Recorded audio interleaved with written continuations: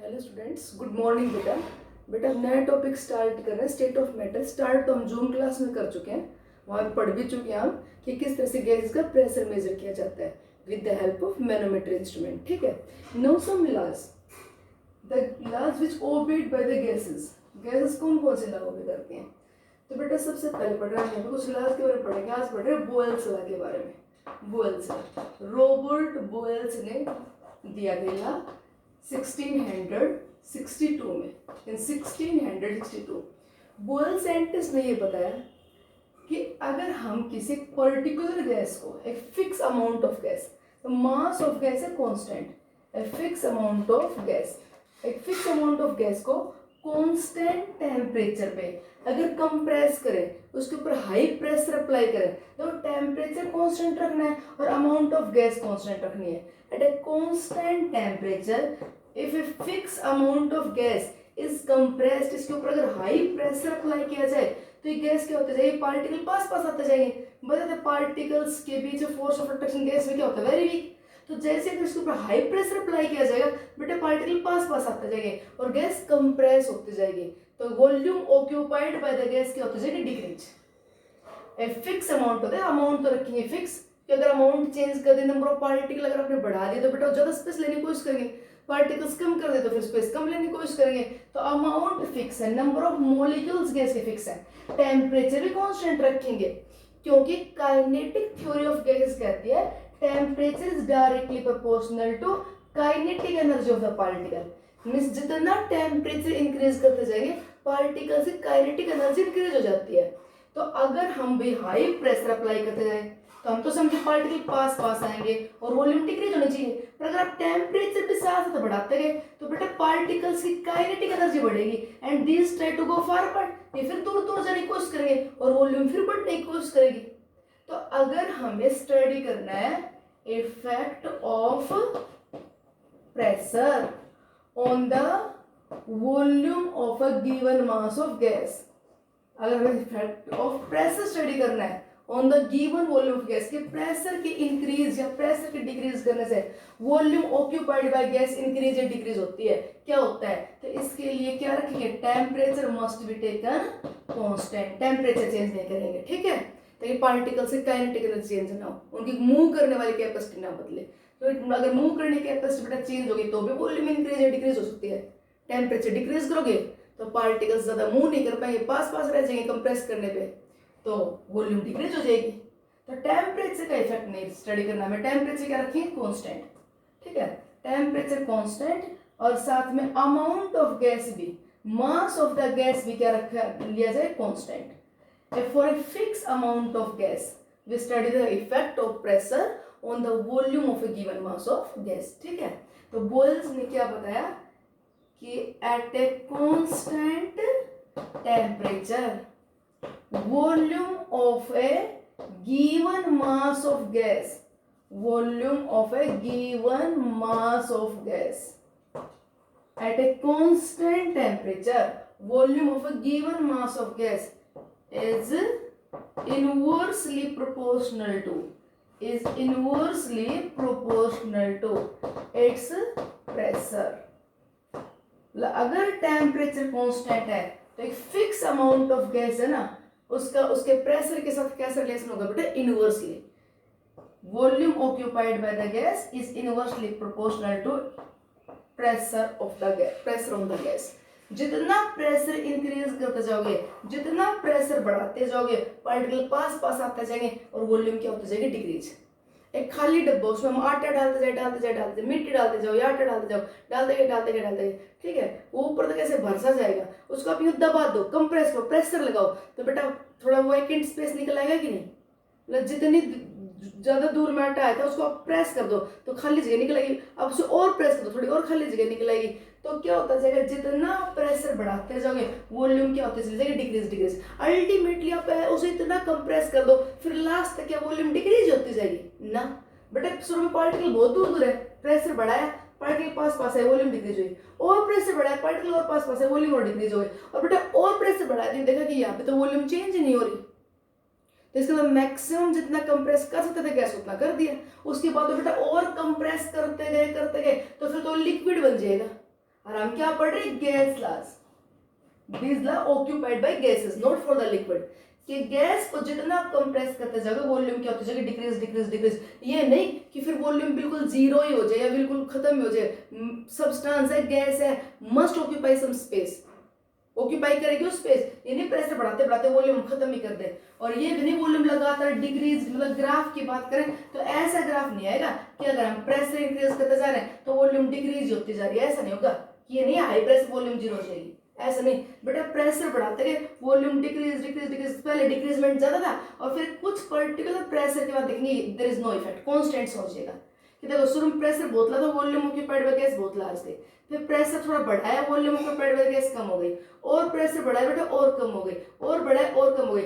शुरू में जितना प्रेशर बढ़ाने पे वॉल्यूम जितनी डिक्रीज होती, धीरे धीरे देखो इफेक्ट थोड़ा कम होता जा रहा है, क्योंकि बेटा शुरू में पार्टिकल बहुत दूर दूर है, तो थोड़ा सा प्रेशर लगाओगे पार्टिकल पास आएंगे, और फिर प्रेशर का पार्टिकल और पास जाएंगे। अगर वो मैक्सिमम जितना कंप्रेस होना था उतना हो चुका, अब उसके बाद तो कितना ही प्रेशर बढ़ा दो, अब वॉल्यूम चेंज नहीं होगी, वॉल्यूम कांस्टेंट हो गई, वॉल्यूम कांस्टेंट हो गई कि मैक्सिमम जितना कंप्रेस कर सकते थे उतना कंप्रेस कर दिया। ठीक है, उसके बाद तो और कंप्रेस करोगे तो दैट मे बी लिक्विफाइड, ये लिक्विड बन जाएगा। और अपना ला फिर गैस के लिए अप्लाई कर रहे हैं, तो अगर बात की जाए गैसेस के लिए तो as the pressure increases volume occupied by given mass of gas at constant temperature decreases. ठीक है, मैथमेटिकली लिखते हैं pressure inversely proportional to volume occupied by the gas.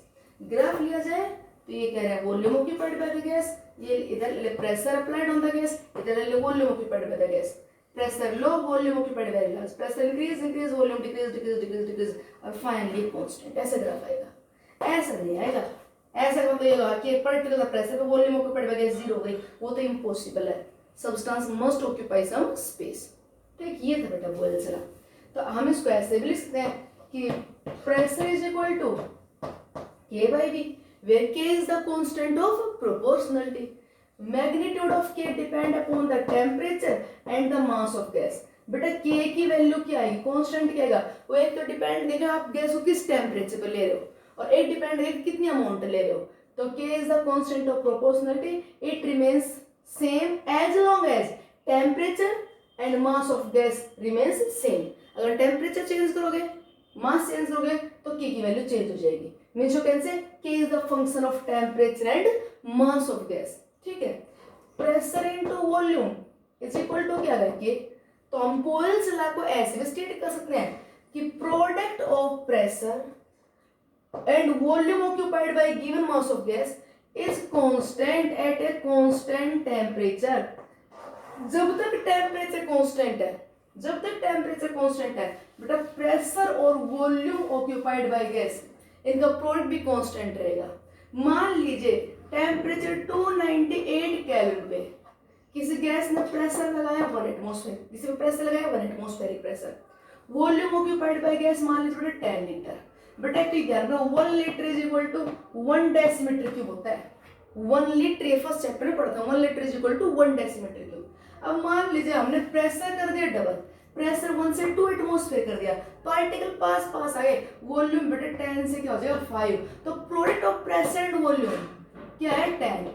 अगर टेम्परेचर और मास कांस्टेंट है तो प्रोडक्ट ऑफ प्रेशर वॉल्यूम फिर क्या है 10। हमने मान लीजिए प्रेशर ना इंक्रीज ना करके प्रेशर डिक्रीज कर दिया, 0.5 एटमॉस्फेयर कर दिया, तो बेटा प्रेशर डिक्रीज करते पार्टिकल गो फार अपार्ट, वॉल्यूम क्या हो जाएगी इंक्रीज, ये वॉल्यूम 10 से इंक्रीज हो गई 20 हो गई, प्रोडक्ट कितना है वही 10। तो ये कहते हैं स्टेट द बॉयल्स लॉ। तो Boyle's law can be stated as at a constant temperature for a given mass of gas product of pressure and volume remains constant. Means you can say P1 V1 is equal to P2 V2। Numerical करते time ये formula हम use कर लेंगे। इसका मतलब क्या है कि किसी गैस का अगर P1 प्रेशर पे वॉल्यूम वो V1 ऑक्यूपाई कर रही थी, P1 प्रेशर पे अगर वो वॉल्यूम V1 ऑक्यूपाई कर रही थी, वही गैस अगर आप कंप्रेस प्रेशर P2 कर दोगे तो उसकी वॉल्यूम क्या हो जाएगी V2। तो इनिशियल प्रेशर वॉल्यूम का प्रोडक्ट और फाइनल प्रेशर वॉल्यूम का प्रोडक्ट क्या रहेगा सेम, कि अगर आपने प्रेशर उसका इंक्रीज किया तो बदले में बेटा वॉल्यूम क्या होगी उसकी डिक्रीज, तो प्रोडक्ट क्या रहेगा कांस्टेंट। तो अपने को इन चार में से कोई भी एक चीज नॉन मिलेगी, और न्यूमेरिकल कर लेंगे, कहते हैं एक गैस ना 1 एटमॉस्फेरिक प्रेशर पे 10 लीटर स्पेस ऑक्यूपाई कर रही थी। बताओ वही गैस 4 एटमॉस्फेरिक प्रेशर पे कितना वॉल्यूम ऑक्यूपाई करेगी? तो 1 एटमॉस्फेरिक प्रेशर पे वॉल्यूम कितनी बेटा? 10 लीटर। और वही गैस है, वही टेम्परेचर है, तो पीवी इज कांस्टेंट। तो प्रेशर कितने? 4 एटमॉस्फेयर पे वॉल्यूम कितनी होगी? V2। और V2 बेटा कितना गया? 10/4। क्या वॉल्यूम उसकी 1/4 हो गई, मतलब ओरिजिनल वॉल्यूम की कितनी होगी? 2.5 लीटर हो गई। जहाँ पे वॉल्यूम 10 लीटर थी वहां पे घट के 2.5 हो गई। जितना प्रेशर बढ़ा होगा वॉल्यूम की होती जाएगी डिक्रीज। तो ये बेटा बोयल्स लॉ को दोनों तरह स्टेट कर सकता है। कैसे कैसे? रॉबर्ट बॉयल ने बताया कि volume occupied by a given mass of gas is inversely proportional to its pressure at a constant temperature. Or you can say product of pressure and volume for a given mass of gas is constant at a constant temperature. Numerical करने हो P1 V1 is equal to P2 V2। इसको हमें kinetic theory of gas से prove करना हो कि ये बात सही है, हाँ, तो इसके लिए प्रूफ देखो, proof of the Boyle's law by kinetic theory of gases. इस चैप्टर में पढ़ेंगे कि kinetic theory of gases. Gases के लिए क्या थ्योरी दी? काइनेटिक थ्योरी ऑफ गैस कहते हैं बेटा in gases interparticle distance is very large since in between the gas molecule intermolecular force of attraction are very weak. ये काइनेटिक थ्योरी गैस कहते हैं कि गैस के मॉलिक्यूल्स में फोर्स ऑफ अट्रैक्शन बहुत वीक होते हैं, पार्टिकल बहुत दूर दूर होते हैं। दिस पार्टिकल्स रैंडमली मूव, ये इधर उधर मूव करते रहते हैं। The collision between these particle is perfectly elastic. These particles are considered hard sphere, कि एक हार्ड स्फीयर है तो ये ना कोलाइड करते टाइम कंप्रेस नहीं होंगे, मतलब कोलाइड करते टाइम पार्टिकल जो गैस का मॉलिक्यूल पिचकेगा नहीं। तो collision is perfectly elastic, collide करेंगे there is may be exchange of energy कि फास्टली दो कोलाइड के पार्टिकल, तो जिसकी एनर्जी E1 थी उसकी मान लीजिए E1 + x हो गई, दूसरी की एनर्जी E2 थी वो मान लीजिए E2 - x हो गई, पर टोटल एनर्जी पहले भी E1 + E2 थी, बाद में भी E1 + E2 रहेगी। ऐसा कहते हैं काइनेटिक थ्योरी ऑफ गैस। और बताते हैं कि काइनेटिक थ्योरी ऑफ गैस कहती है कि वॉल्यूम ऑक्यूपाइड बाय ए गैस, वॉल्यूम ऑक्यूपाइड बाय ए गैस, जैसे ये कह दी गैस मान लीजिए कंटेनर 10 लीटर का है तो volume occupied by the gas क्या होगा? 10 लीटर। तो volume occupied by gas molecule is negligible as compare to volume of gas. Volume occupied by these gas molecule के मॉलिक्यूल तो ना टोटल ये देखिए तो ये तो बहुत कम स्पेस ऑक्यूपाई करते हैं। मान लीजिए इस पूरे 10 लीटर सिलेंडर में पार्टिकल्स ने तो खाली स्पेस सपोज कर लिया 0.001 लीटर ऑक्यूपाई किया बेटा। तो volume occupied by these molecule is negligible as compare to volume of gas. तो गैस वॉल्यूम तो क्या बेटा टोटल स्पेस जहाँ पे स्प्रेड हो रहा है, ये 10 लीटर का है तो वॉल्यूम ऑक्यूपाइड बाय गैस कितनी है? 10 litre. And what is the volume occupied bye molecules? Molecule जितनी जितनी जगह में ये बीच में खाली जगह है, तो मॉलिक्यूल्स तो बहुत कम जगह ऑक्यूपाई करते हैं, बीच में बहुत सारा स्पेस वैकेंट होता है। ये बताते हैं kinetic theory of gases. Kinetic theory of gas ये बताती है कि फोर्स ऑफ अट्रैक्शन में बहुत वीक है, volume occupied by these molecule बहुत लेस है as compare to their total volume, मतलब बहुत सारा स्पेस यहाँ पे एम्प्टी होता है, इनके बीच का कोलिजन परफेक्टली इलास्टिक होते हैं, मतलब इनके कोलाइड होते टाइम एनर्जी का लॉस नहीं होता है। और काइनेटिक थ्योरी ऑफ गैस कहती है कि kinetic energy of the gas molecule is directly proportional to the absolute temperature, कि जितना आप टेम्परेचर इंक्रीज करते जाओगे, टेम्परेचर बेटे केल्विन में जितना आप टेम्परेचर इंक्रीज करते जाओगे उतनी पार्टिकल्स की काइनेटिक एनर्जी भी इंक्रीज होती जाएगी। इन सभी पोस्टुलेट्स को यूज करके बेटे इक्वेशन दी गई PV = 1/3 mNu²।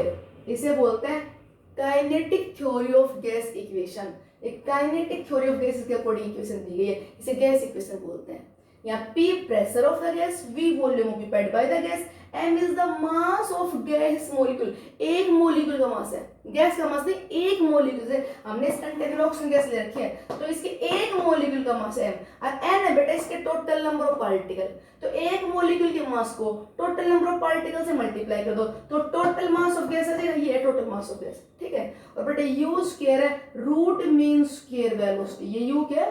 Root mean square velocity. ये हम आगे पढ़ेंगे तब बता देंगे, ठीक है आपको, कि रूट मीन स्क्वायर वेलोसिटी क्या होती है। तो ये इक्वेशन है kinetic theory of gas according. हमें ना प्रूव करना, अपना काम किया, अपना देख बोयल्स लॉ चल रहा था, बोयल्स ने कहा था कि प्रेशर और वॉल्यूम का प्रोडक्ट कांस्टेंट होता है एट ए कांस्टेंट टेम्परेचर। तो हमें ये प्रूव करना है इस थ्योरी के अकॉर्डिंग, इस थ्योरी की हेल्प से। तो काइनेटिक थ्योरी कैसे कहती है, अब बेटा इसको 2 से कर दीजिए डिवाइड और 2 से कर दो मल्टीप्लाई। हमने इस इक्वेशन को 2 से डिवाइड कर दिया और 2 से मल्टीप्लाई कर दिया, ठीक है, 2 से मल्टीप्लाई 2 से डिवाइड, बेटा half of mass into velocity का स्क्वायर काइनेटिक एनर्जी। तो PV is equal to 2/3 kinetic energy. और यू नो दैट, अभी बताते हैं kinetic energy is directly proportional to temperature. तो बेटा काइनेटिक एनर्जी अगर डायरेक्टली प्रोपोर्शनल टू टेम्परेचर तो kinetic energy is equal to K dash T, where K dash is the constant of proportionality.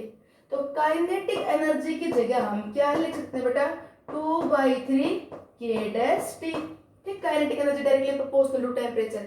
अब बताओ K dash constant, 2/3 constant, तो that can be written as another constant PV is equal to क्या हो गया KT, ठीक है। अब अगर हम क्या ले ले, कांस्टेंट टेम्परेचर, अगर टेम्परेचर कांस्टेंट ले ले तो कांस्टेंट इनटू कांस्टेंट बेटा कांस्टेंट हो गया कि नहीं, तो क्या आ गया, product of pressure and volume is a constant eight a constant temperature. ये एक्सपेरिमेंटल प्रूफ हो गया बोयल्स लॉ का with the help of kinetic theory of gases, ठीक है। एक बार फिर सुन लीजिए क्या बता रहे हैं, volume occupied by gas is inversely proportional to pressure at a constant temperature. जब तक आप टेम्परेचर कांस्टेंट रखोगे, जितना प्रेशर इंक्रीज करते जाओगे वॉल्यूम डिक्रीज होती जाएगी। अब इसका एक इंपॉर्टेंट पार्ट क्या, graphical representation of Boyle's law, graphical representation of Boyle's law. ये कहता है बोयल्स लॉ ग्राफिकली रिप्रेजेंट करो। तो बेटा देखो, volume occupied by gas inversely proportional to pressure, इसके अकॉर्डिंग ग्राफ लेना चाहिए, इसी के अकॉर्डिंग। तो जितना हम प्रेशर इंक्रीज करते जा रहे हैं, volume decrease decrease decrease decrease और लास्ट में कांस्टेंट, आज जीरो नहीं होगी बिल्कुल भी। देखो प्रेशर शुरू में लो था, वॉल्यूम बहुत ज्यादा थी, प्रेशर थोड़ा बढ़ा है, वॉल्यूम बहुत कम हो गई, शुरू में गैस बहुत कंप्रेस होगी। वो एग्जांपल लो कि आप आटा डालते जा रहे हो, डब्बे में डालते जा रहे हो, शुरू में आपको दबाओ बहुत ज्यादा खाली जगह निकल आएगी, फिर आपको थोड़ा आटा डाल के फिर दबाओ, फिर थोड़ी ज्यादा जगह निकल आएगी, और फिर बेटा लगाते दबाते जाओगे तो ऐसे लास्ट में स्टेट आएगी, अब चाहे कितना ही दबा लो वॉल्यूम क्या हो जाएगी कांस्टेंट। ये वॉल्यूम एक बहुत हाई प्रेशर वॉल्यूम क्या होगी कांस्टेंट। ये बोल से ऐसे उल्टे क्वेश्चन आ जाएगा कि आपको एक ग्राफ दिया हुआ मिलेगा, यहाँ पे लिख देंगे टेम्परेचर कांस्टेंट कह देंगे, this graph represent which law, ये कौन से लॉ को रिप्रेजेंट कर रहे हैं, तो बेटा बोयल्स लॉ को, ठीक। अच्छा अगर यहाँ पे ये कह दे volume inversely proportional to pressure, और ये ऐसे यूं 2 लाइन देते और यहाँ पे कहते हैं टेम्परेचर T1 और यहाँ पे कहते हैं T2, और कहते रिलेशन बताओ T1 और T2 में कौन सा टेम्परेचर हाई है, T2 is greater than T1 या T1 ग्रेटर देन T2 या T1 T2 दोनों बराबर है, ये अनप्रिडिक्टेबल। देखो जितना टेम्परेचर इंक्रीज करता है बेटा, जितना टेम्परेचर इंक्रीज करते हैं उतनी क्या होती है, volume occupied by the gas increase होती है। High temperature particles try to go far apart. तो देखो अगर मान लो T1 टेम्परेचर है तो प्रोडक्ट ऑफ प्रेशर वॉल्यूम इतना है, ये प्रोडक्ट है, ठीक है। प्रोडक्ट नहीं, अगर टेम्परेचर T1 है तो प्रेशर, इस प्रेशर पे volume occupied by the gas this at T1 temperature, at T1 temperature at this P1 pressure volume occupied by the gas क्या है, ये V1, ओके। अब हमने ना क्या कर दिया, टेम्परेचर T1 से क्या कर दिया T2, टेम्परेचर कहते T1 से T2, तो इसी T1 प्रेशर पे टेम्परेचर कहते T1 से T2, प्रेशर मैंने वही रखा, तो उसी T1 प्रेशर पे बताओ बेटा वॉल्यूम ऑक्यूपाइड बाय गैस ज्यादा आ रही कि नहीं। देखो प्रेशर तो मैं पहले वाला ले रही हूँ, प्रेशर तो मैं पहले वाला ले रही हूँ, तो P1 प्रेशर पे T1 जब टेम्परेचर था तब तो वॉल्यूम ये थी। अब उसी P1 प्रेशर पे अगर टेम्परेचर T2 ले रहे तो वॉल्यूम थोड़ी ज्यादा आ रही है, तो इसका मतलब T2 is greater than T1। जितना हाई टेम्परेचर होगा उतनी बेटा वॉल्यूम क्या रहेगी ज्यादा, हाई टेम्परेचर पार्टिकल से काइनेटिक एनर्जी हाई होगी, try to go far apart, ठीक है। ये आगे भी हम क्लियर कर देंगे कि अगर आपको प्रेशर कांस्टेंट रखना है, तो कांस्टेंट प्रेशर पे क्या होगा, आगे अलग से ला जाएगा, जितना आप टेम्परेचर इंक्रीज होगा उतनी वॉल्यूम इंक्रीज होगी। कांस्टेंट प्रेशर पे वॉल्यूम डायरेक्टली प्रोपोर्शनल टेम्परेचर रहेगा। तो प्रेशर मैंने कांस्टेंट कर दिया, P1 पे T1 टेम्परेचर वॉल्यूम कितनी है V1, उसी P1 पे T2 टेम्परेचर क्या है वॉल्यूम V2। तो यहाँ पे क्या है T2 is greater than T1। ये आगे और अच्छे से क्लियर हो जाएगा जब मैं प्रेशर टेम्परेचर ला बताऊंगी आपको, ठीक। और सुनो, ये कह दिया जाए रिप्रेजेंट द बोयल्स ग्राफिकली, और बेटा इसके अकॉर्डिंग ले PV इज कांस्टेंट, तो हम इसके अकॉर्डिंग ग्राफ ले pressure versus product of pressure volume, बताओ कैसे आएगा। जब तक टेम्परेचर कांस्टेंट है, जब तक टेम्परेचर कांस्टेंट है, कितना ही प्रेशर इंक्रीज करते जाओ product of pressure volume constant रहेगा। क्योंकि बेटा अगर आप प्रेशर बढ़ाते जा रहे हो तो उल्टा, प्रेशर अगर आप बढ़ाते जा रहे हो तो उल्टा वॉल्यूम डिक्रीज होती जा रही है, और पीवी का प्रोडक्ट जब तक टेम्परेचर कांस्टेंट है क्या रहेगा, कांस्टेंट। हाँ, अगर ये कह दे T1 और ये कह दे T2, तो बेटा टेम्परेचर जितना हाई होगा ना उतना ही पीवी का प्रोडक्ट ज्यादा आएगा। टेम्परेचर जितना हाई होगा उतना पीवी का प्रोडक्ट क्या आएगा, ज्यादा, कि टेम्परेचर बढ़ाने से वॉल्यूम क्या हो जाती है, इंक्रीज, ठीक है। तो अब ये चीज और आगे मैं कह रही हूँ दोबारा से T1 T2 का आगे प्रेशर टेम्परेचर ला फिर पता चल जाएगा। अभी ये देखो प्रेशर बढ़ाते जा रहे हो तो प्रोडक्ट ऑफ प्रेशर वॉल्यूम क्या रहेगा, कांस्टेंट, चेंज नहीं होगा। प्रेशर बढ़ा रहे हो तो वॉल्यूम डिक्रीज होती जाएगी। अच्छा, और अगर बेटा हम इसको ऐसे लिख दें कि कैसा ग्राफ आएगा, प्रेशर वर्सेस 1/V, वॉल्यूम का रेसिप्रोकल कर दिया। ये तो देखो यहाँ पे प्रेशर वर्सेस वॉल्यूम है, यहाँ पे प्रेशर और वॉल्यूम प्रोडक्ट वर्सेस प्रेशर है 1/V। तो देखो इधर 1/V इंक्रीज होता जा रहा है, मतलब वॉल्यूम डिक्रीज करते जा रहे हो, वॉल्यूम डिक्रीज करते जाओगे प्रेशर बढ़ता जाएगा। तो ये 1/V है, 1/V इधर जा रहे तो 1/V इंक्रीज हो रहा है, 1/V रेसिप्रोकल ऑफ वॉल्यूम बढ़ रहा है, रेसिप्रोकल ऑफ वॉल्यूम बढ़ रहा है मींस प्रेशर क्या होता जा रहा है, डिक्रीज। तो ऐसे constant line, sorry straight line आ जाएगी कि जितना इधर आप ये वॉल्यूम डिक्रीज करते जा रहे हो उतना ही प्रेशर क्या होता चला जा रहा है, इंक्रीज, ठीक। अच्छा जी, वॉल्यूम डिक्रीज, प्रेशर क्या होता है, इंक्रीज। ये ले लिया जाए PV इज इक्वल टू क्या है, constant, taking log both side, तो log P प्लस में log V is equal to log of constant, log P is equal to क्या है बेटा, माइनस log V और log ऑफ कांस्टेंट। तो अगर ग्राफ ले लिया जाए, कहीं से भी ग्राफ लिखते हैं, तो log P versus log V ये दे दिया जाए, log of pressure versus log of volume.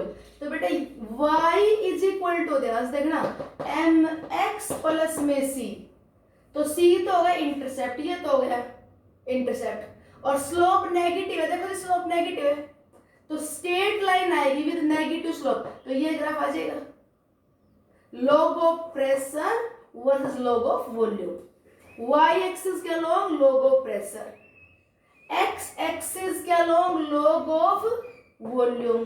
m क्या होता है, स्लोप, स्लोप क्या होता है -1, यहाँ स्लोप क्या -1 नेगेटिव है, ठीक है। तो ये स्लोप हो गया बेटा इसका -1, यहाँ पे ये स्लोप निकला होता नेगेटिव आएगा, तो डिसेंडिंग ऑर्डर में।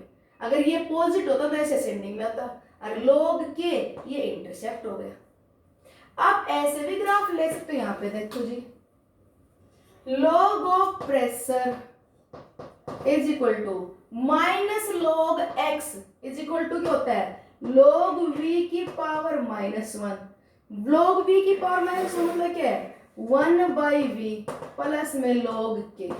देखो अगर ग्राफ ले लो मैं log of pressure versus log of reciprocal of volume, ये था विद वॉल्यूम और वो बेटा रेसिप्रोकल ऑफ वॉल्यूम है, अब स्लोप पॉजिटिव आ गया, ये इंटरसेप्ट रहा, तो बेटा ये ग्राफ ऐसे आ जाएगा पॉजिटिव स्लोप के साथ।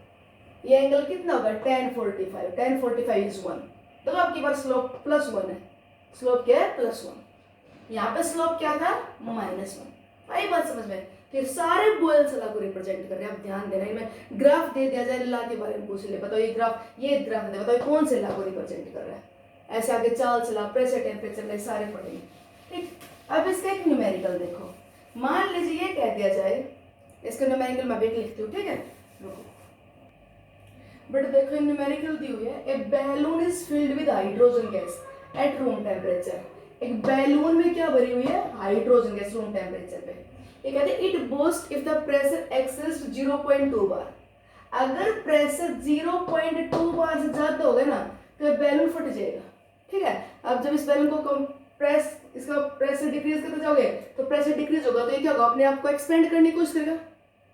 अगर प्रेशर कम करोगे तो अपने आप को एक्सपेंड करने की कोशिश करेगा, और अपने आप को बेटा एक्सपेंड करने की कोशिश करेगा, वॉल्यूम बढ़ाने की कोशिश करेगा, तो इसके ऊपर क्या होता जाएगा, प्रेशर बढ़ता जाएगा और क्या होता जाएगा, एट लास्ट फट जाएगा।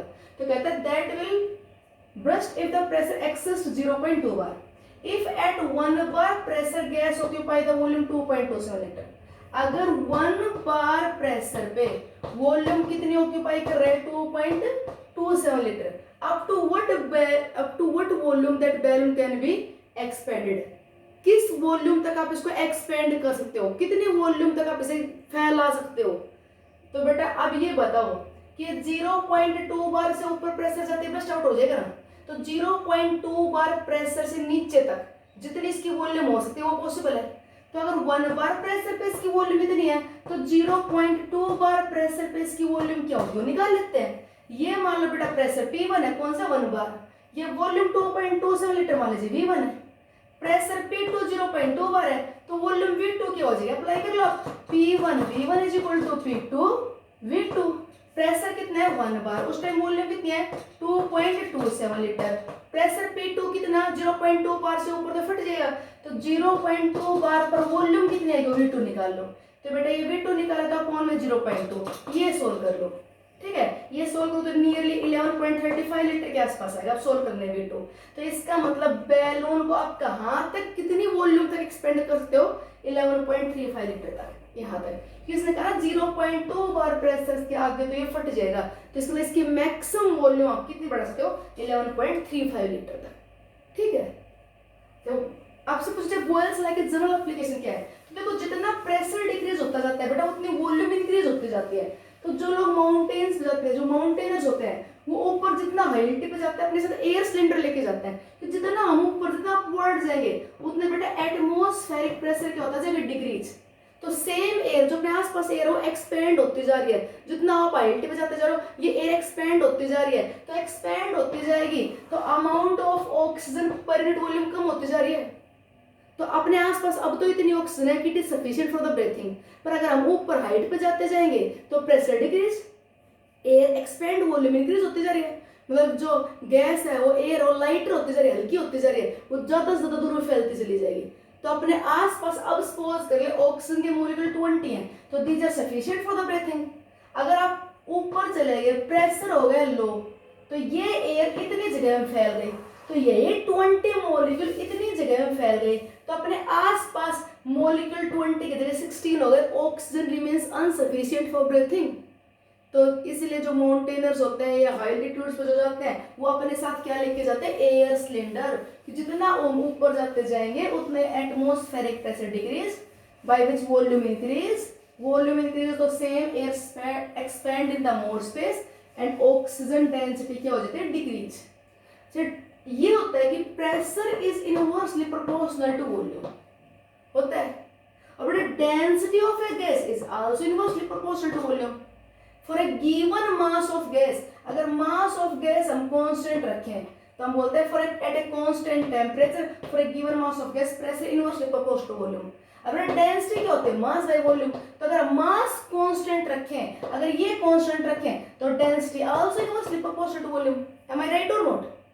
ये तो है बॉयल्स लॉ, और ये आपको पता है डेंसिटी क्या होती है, तो है प्रेशर, और ये डेंसिटी में डी लिख देती है डेंसिटी क्या होती है, मास अपॉन वॉल्यूम। अगर मास कांस्टेंट है तो density inversely proportional to volume, अगर मास ऑफ गैस कांस्टेंट है, टेंपरेचर कांस्टेंट है, तो pressure inversely proportional to volume. तो from the first and second you can write pressure is directly proportional to density, कि जिस gas का pressure ज्यादा होगा वो मोर डेंसर होगी, ठीक है। तो P by D is equal to क्या होगा बेटा, कांस्टेंट, P by D क्या होगा, कांस्टेंट। तो यहाँ पे क्या लिख सकते हैं कि P1 by D1 is equal to P2 by D2। तो वहां पे PV कांस्टेंट हुआ था, यहाँ P by D कांस्टेंट हो गया। तो अगर डेंसिटी D1 पे प्रेशर P1 है, तो अगर डेंसिटी अब D1 से बढ़ा के D2 करोगे तो प्रेशर P1 से बढ़ के P2 हो जाएगा। Density is directly proportional to pressure, ठीक है। यहाँ से निकाल दिया, यहाँ से।